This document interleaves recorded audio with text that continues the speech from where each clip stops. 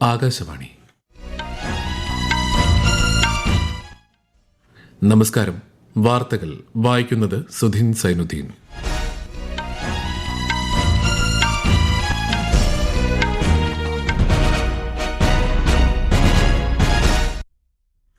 പ്രധാന വാർത്തകൾ. പ്രധാനമന്ത്രി നരേന്ദ്രമോദിയുടെ 3 ദിവസത്തെ ഗുജറാത്ത് സന്ദർശനത്തിന് ഇന്ന് തുടക്കം. സോമനാഥ് സ്വാഭിമാൻ പർവിൽ നാളെ പ്രധാനമന്ത്രി സംവദിക്കും. കേന്ദ്ര ആഭ്യന്തരമന്ത്രി അമിത്ഷാ ഇന്ന് കേരളത്തിൽ. തിരുവനന്തപുരത്ത് വിവിധ പരിപാടികളിൽ അദ്ദേഹം പങ്കെടുക്കും. രാജ്യത്തിന്റെ ഭാവി രൂപപ്പെടുത്തുന്നതിൽ യുവാക്കളുടെ പങ്ക് നിർണായകമാണെന്ന് കേന്ദ്രമന്ത്രി മൻസുഖ് മാണ്ഡവ്യ. കേരളത്തിൽ സ്ഥാനാർത്ഥികളുടെ നിര്യാണത്തെ തുടർന്ന് തിരഞ്ഞെടുപ്പ് മാറ്റിവെച്ച 3 തദ്ദേശ സ്ഥാപന വാർഡുകളിലേക്കുള്ള പരസ്യ പ്രചാരണം ഇന്ന് അവസാനിക്കും. ഓപ്പറേഷൻ സിന്ദൂറിന് പിന്നാലെ പാകിസ്ഥാൻ നടത്തിയ സൈനിക ഭരണഘടനാ പുനഃസംഘടന അവർക്കുണ്ടായ ഗുരുതരമായ പോരായ്മകൾ തുറന്ന് സമ്മതിക്കുന്നതെന്ന് സംയുക്ത സൈനിക മേധാവി അനിൽ ചൌഹാൻ. ഇറാനിലെ പ്രതിഷേധ സമരങ്ങൾ അടിച്ചമർത്തുന്നതിനെ അപലപിച്ച് ഓസ്ട്രേലിയയും കാനഡയും യൂറോപ്യൻ യൂണിയനും. വാർത്തകൾ വിശദമായി. പ്രധാനമന്ത്രി നരേന്ദ്രമോദിയുടെ 3 ദിവസത്തെ ഗുജറാത്ത് സന്ദർശനത്തിന് ഇന്ന് തുടക്കമാകും. സോമനാഥ് സ്വാഭിമാൻ പർവ് ഉൾപ്പെടെ വിവിധ പരിപാടികളിൽ പ്രധാനമന്ത്രി പങ്കെടുക്കും. രാജ്കോട്ട്, അഹമ്മദാബാദ്, ഗാന്ധിനഗർ എന്നിവിടങ്ങളിലെ പ്രധാന വികസന പരിപാടികൾക്കും അദ്ദേഹം തുടക്കം കുറിക്കും. സോമനാഥ് ക്ഷേത്രത്തിൽ ആക്രമണം നടന്ന് 2026 1000 വർഷം പൂർത്തിയാകുന്ന പശ്ചാത്തലത്തിൽ സംഘടിപ്പിക്കുന്ന സോമനാഥ് സ്വാഭിമാൻ പർവ് പരിപാടിയിലും അദ്ദേഹം സംബന്ധിക്കും. ജർമ്മൻ ചാൻസലർ ഫ്രെഡറിക് മെഴ്സ് 2 ദിവസത്തെ സന്ദർശനത്തിനായി മറ്റന്നാൾ ഇന്ത്യയിലെത്തും. അഹമ്മദാബാദിൽ ജർമ്മൻ ചാൻസലർ ഫ്രെഡറിക് മെഴ്സുമായി പ്രധാനമന്ത്രി നരേന്ദ്രമോദി ഉഭയകക്ഷി ചർച്ചകൾ നടത്തും. അദ്ദേഹത്തിന്റെ ആദ്യത്തെ ഔദ്യോഗിക ഇന്ത്യ സന്ദർശനമാണിത്. കേന്ദ്ര ആഭ്യന്തരമന്ത്രി അമിത്ഷാ ഇന്ന് കേരളത്തിലെത്തും. തിരുവനന്തപുരത്തെ വിവിധ പരിപാടികളിൽ അദ്ദേഹം പങ്കെടുക്കും. വിശദാംശങ്ങളിലേക്ക്. ഇന്ന് രാത്രി കേന്ദ്ര ആഭ്യന്തരമന്ത്രി അമിത്ഷാ തിരുവനന്തപുരം വിമാനത്താവളത്തിലെത്തും. നാളെ രാവിലെ ശ്രീപത്മനാഭ സ്വാമി ക്ഷേത്രത്തിൽ ദർശനം നടത്തുന്ന അദ്ദേഹം 11 മണിക്ക് കവടിയാർ ഉദയ് പാലസ് കൺവെൻഷൻ സെന്ററിൽ BJP ജനപ്രതിനിധികളുടെ സമ്മേളനം ഉദ്ഘാടനം ചെയ്യും. വൈകിട്ട് കേരള കൗമുദിയുടെ കോൺക്ലേവിന്റെ ഉദ്ഘാടനവും കേന്ദ്ര ആഭ്യന്തരമന്ത്രി നിർവഹിക്കും. തുടർന്ന് NDA നേതൃയോഗത്തിലും BJP സംസ്ഥാന കോർ കമ്മിറ്റി യോഗത്തിലും അദ്ദേഹം പങ്കെടുക്കും. നാളെ രാത്രി അദ്ദേഹം തിരുവനന്തപുരത്ത് നിന്നും ഡൽഹിക്ക് മടങ്ങും. കേന്ദ്രമന്ത്രിയുടെ സന്ദർശനത്തോടനുബന്ധിച്ച് തിരുവനന്തപുരം നഗരത്തിൽ ഇന്ന് രാത്രി 7 മണി മുതൽ 11:30 വരെയും നാളെ രാവിലെ 7 മണി മുതൽ വൈകുന്നേരം 6 മണി വരെയും ഗതാഗത നിയന്ത്രണം ഏർപ്പെടുത്തിയിട്ടുണ്ട്. News desk, Akashvani. കേന്ദ്ര സർക്കാരിന്റെ പ്രസവാനുകൂല്യ പദ്ധതിയായ പ്രധാനമന്ത്രി മാതൃവന്ദന യോജന പ്രധാനമന്ത്രി നരേന്ദ്രമോദി അവലോകനം ചെയ്തു. പ്രഗതി യോഗത്തിലായിരുന്നു അവലോകനം. ഗുണഭോക്താക്കളെ തിരിച്ചറിയുന്നതിനായി ആധാർ അധിഷ്ഠിത ബയോമെട്രിക് സംവിധാനം കർശനമായി നടപ്പാക്കാൻ പ്രധാനമന്ത്രി നിർദ്ദേശിച്ചു. പദ്ധതി പ്രകാരം 4 കോടിയിലധികം ഗുണഭോക്താക്കൾക്ക് 20,000 കോടിയിലധികം രൂപ ഇതുവരെ വിതരണം ചെയ്തിട്ടുണ്ട്. ശക്തവും സമൃദ്ധവുമായ ഇന്ത്യയെ കെട്ടിപ്പടുക്കുന്നതിനുള്ള പ്രേരക ശക്തി രാജ്യത്തെ യുവജനങ്ങളാണെന്ന് പ്രധാനമന്ത്രി നരേന്ദ്രമോദി. യുവാക്കൾ എല്ലായ്പ്പോഴും രാഷ്ട്രത്തിന്റെ വളർച്ചയ്ക്കും പുരോഗതിക്കും വേണ്ടി ഉറച്ചു നിൽക്കുന്നുവെന്ന് അദ്ദേഹം സമൂഹമാധ്യമത്തിൽ കുറിച്ചു. വികസിത് ഭാരത് യങ് ലീഡേഴ്സ് ഡയലോഗിൽ രാജ്യത്തെ യുവാക്കളുമായി സംവദിക്കാനുള്ള താൽപര്യവും ശ്രീ മോദി പങ്കുവച്ചു. ഈ മാസം 12-ന് ന്യൂഡൽഹിയിൽ നടക്കുന്ന വികസിത് ഭാരത് യങ് ലീഡേഴ്സ് ഡയലോഗിന്റെ സമാപന സമ്മേളനത്തെ പ്രധാനമന്ത്രി നരേന്ദ്രമോദി അഭിസംബോധന ചെയ്യും. കേരളത്തെ പ്രതിനിധീകരിച്ച് 60ഓളം യുവാക്കൾ വികസിത് ഭാരത് യങ് ലീഡേഴ്സ് ഡയലോഗിന്റെ ഭാഗമാകും. രാജ്യത്തിന്റെ ഭാവി രൂപപ്പെടുത്തുന്നതിൽ യുവാക്കളുടെ പങ്ക് നിർണായകമാണെന്ന് കേന്ദ്ര കായിക യുവജനകാര്യമന്ത്രി മൻസുഖ് മാണ്ഡവ്യ. നവീനമായ ആശയങ്ങളും കണ്ടുപിടുത്തങ്ങളും വഴി യുവാക്കളെ ശാക്തീകരിക്കുന്നത് ഇന്ത്യയെ ഒരു വികസിത രാഷ്ട്രമാക്കി മാറ്റുന്നതിനുള്ള പ്രേരക ശക്തിയായിരിക്കുമെന്ന് അദ്ദേഹം പറഞ്ഞു. ന്യൂഡൽഹിയിൽ നടന്ന വികസിത ഭാരത് യങ് ലീഡേഴ്സ് ഡയലോഗ് 2026 ഉദ്ഘാടന ചടങ്ങിൽ സംസാരിക്കുകയായിരുന്നു കേന്ദ്രമന്ത്രി. आज देश में 3.5% से नीचे अनएम्प्लॉयमेंट रेट होना ये देश के लिए सबसे बड़ी बात है और गौरव की बात कि हमें विकसित भारत तो बनाना है, लेकिन मेरे देश के युवाओं को विकसित भारत के लीडर बनाना है. ऐसे लीडर ग्रास रूट से निकले हुए हैं. രാജ്യത്തെ തൊഴിലില്ലായ്മ നിരക്ക് 3.5% താഴെയാണെന്നും വികസിത് ഭാരതത്തിനായി യുവാക്കൾ നേതൃനിരയിൽ വരണമെന്നും അദ്ദേഹം അഭ്യർത്ഥിച്ചു. ഇന്ന് ലോക ഹിന്ദി ദിനം. ആഗോളതലത്തിൽ ഹിന്ദി ഭാഷയുടെ സ്വീകാര്യത വർദ്ധിപ്പിക്കുകയാണ് ദിനാചരണത്തിന്റെ ലക്ഷ്യം.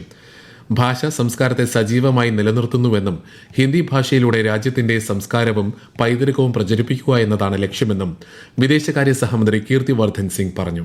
ലോക ഹിന്ദി ദിവസിനോടനുബന്ധിച്ച് വിദേശകാര്യ മന്ത്രാലയം സംഘടിപ്പിച്ച പരിപാടിയിൽ സംസാരിക്കുകയായിരുന്നു അദ്ദേഹം. ഈ വാർത്തകൾ ആകാശവാണിയിൽ നിന്ന്.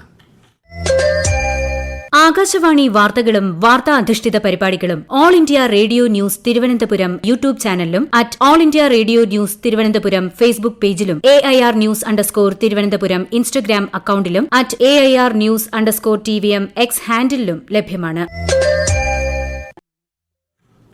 പാർലമെന്റിന്റെ ബജറ്റ് സമ്മേളനം ജനുവരി 28-ന് രാഷ്ട്രപതി ദ്രൌപദി മുർമുവിന്റെ നയപ്രഖ്യാപന പ്രസംഗത്തോടെ ആരംഭിക്കും. 2 ഘട്ടങ്ങളിലായി ഏപ്രിൽ 2 വരെ സമ്മേളനം തുടരുമെന്ന് പാർലമെന്ററി കാര്യമന്ത്രി കിരൺ റിജിജു അറിയിച്ചു. ബജറ്റിന് മുന്നോടിയായുള്ള സാമ്പത്തിക സർവേ ജനുവരി 29-ന് പാർലമെന്റിൽ സമർപ്പിക്കും. 2026-27 സാമ്പത്തിക വർഷത്തെ കേന്ദ്ര ബജറ്റ് നടപ്പ് സമ്മേളനത്തിൽ അവതരിപ്പിക്കും. തിരുവനന്തപുരം കോർപ്പറേഷനിലെ കൌൺസിലർമാരെ വിരുന്നിന് വിളിച്ച് ഗവർണർ രാജേന്ദ്ര വിശ്വനാഥ് ആർലേക്കർ. ലോക് ഭവനിൽ വൈകിട്ട് 4 മണിക്കാണ് ചായ സൽക്കാരം.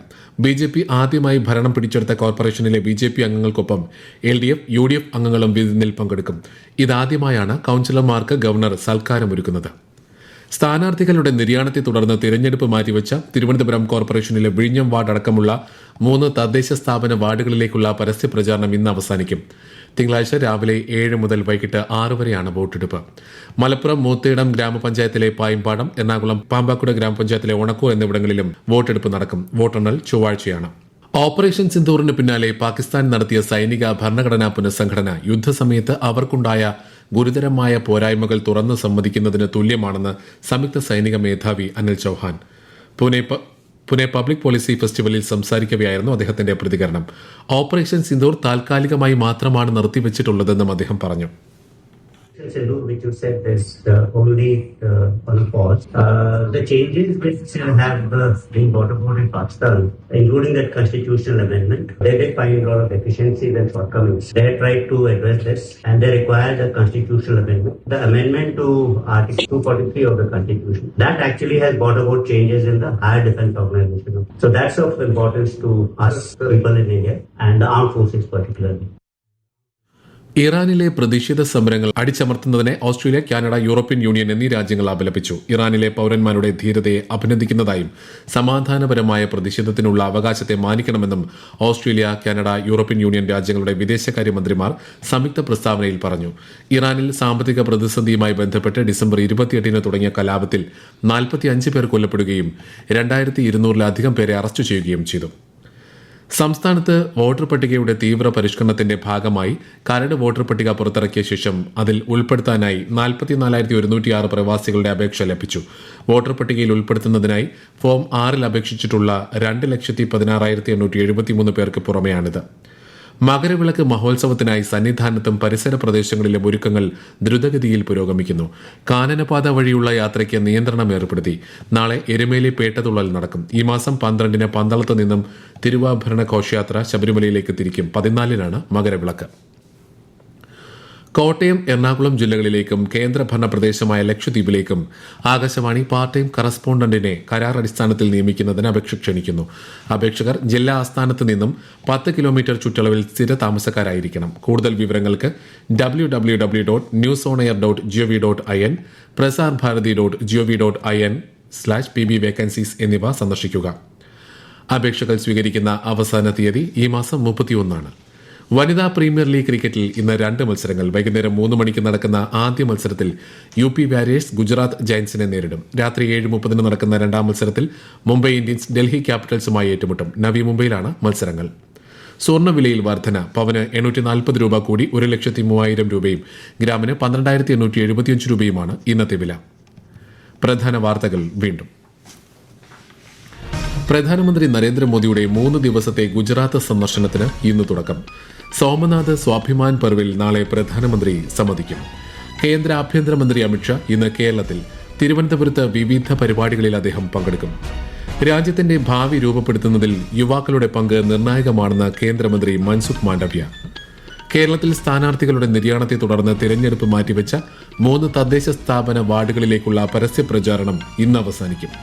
ഓപ്പറേഷൻ സിന്ദൂറിന് പിന്നാലെ പാകിസ്ഥാൻ നടത്തിയ സൈനിക ഭരണഘടനാ പുനഃസംഘടന അവർക്കുണ്ടായ ഗുരുതരമായ പോരായ്മകൾ തുറന്നു സമ്മതിക്കുന്നതെന്ന് സംയുക്ത സൈനിക മേധാവി അനിൽ ചൌഹാൻ.